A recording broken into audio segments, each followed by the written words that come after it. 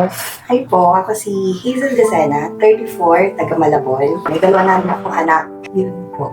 Isang 9 years old, tsaka 7 years old. Babae at lalaki. Gano'ng katagal sa avocado? Almost 7 years. Nag-start ako November 2019. 27 years old ako. Una-una gusto ko yung trabaho. Gusto ko yung mga nakakasama ko. Yung the way ng pagiging kuting amo ng owner.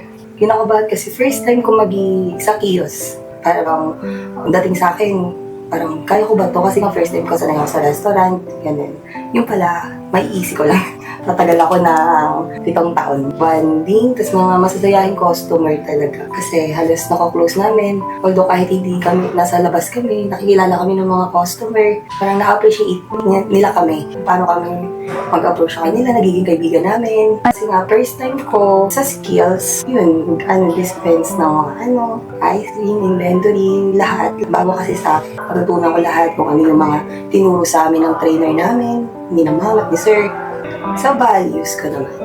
Doon ko napatunayan na kaya ko pala maging approachable pa. Kasi sobrang mahihain ko talaga. Hindi ko ina-expect na kung paano makitungo sa ibang tao. Lalo't hindi naman kami magkakakilala. Yun, maboy mga pasensya, tamang ngiti lang, tamang masayahin ka. Natutunan ko naman lahat. Sa dami rin naging nakasama ko. Marami ka rin natutunan sa kanila kung ano yung mga experience nila para na-adapt mo rin sa sarili mo kung ano dapat mo pag-uwi sa sarili mo.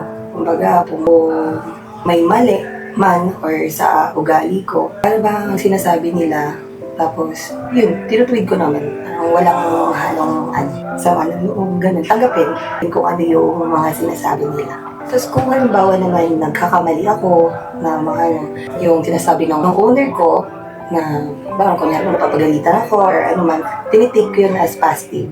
Kumbaga, kung ito yung mali, dapat tutuwid ko yan. Yun yung hindi ko gagamitan ng sama yung loob ko, parang yun, kasi napagalitan ako, hindi. Gagawin ko siyang, okay, eto ko, mas i-improve ko pa kung ano yung hindi ko na gagawa. Kumbaga, at least, kahit pa paano, nagiging mirror, kasi hindi ko rin nakikita kung ano yung mga mali ko. Kaya maganda rin na makinig ka sa mga sinasabi nung makakakita kung ano yung mali mo sa mga anak ko.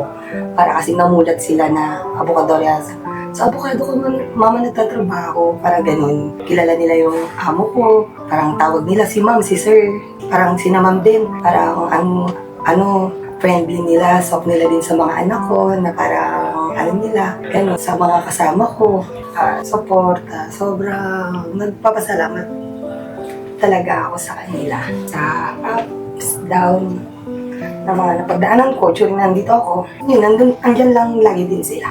Handang makinig, hanggang ganun. Kung baga parang nagiging pamilya, kaibigan. Ganun. Sa mga customer namin dyan, hi ma'am, hi sir. Ewan ko lang kung tatandaan niyo pa ako. Yung lagi niyo sinasabi na, ikaw ba yung lagi ka nakasmile. Lagi sa akin, ganun. Yun, mamimiss ko kayo. Tapos thank you po. Thank you din po sa lahat ng suporta na binibigyan niyo sa amin. Yun, yun lang po. Thank you po talaga. May mga customer kami, regular. Na lagi nagsasabi na, masarap yung avocado nyo, ganyan. Thank you po ulit. Masaya, Sir Chris. Thank you. Thank you po talaga. Maraming salamat po. Nagkaroon ako ng pangalawang pamilya bukod sa naging pamilya ko sa asawa ko, ganun. Parang sa financial, sa mga suporta, sa mga values din na binibigay niya na Sir Chris, tsaka ni Ma'am Sai, sa mga payo, na dapat ganito, na ganyan. Po, thank you po talaga sa ilang taon po natin magkasama.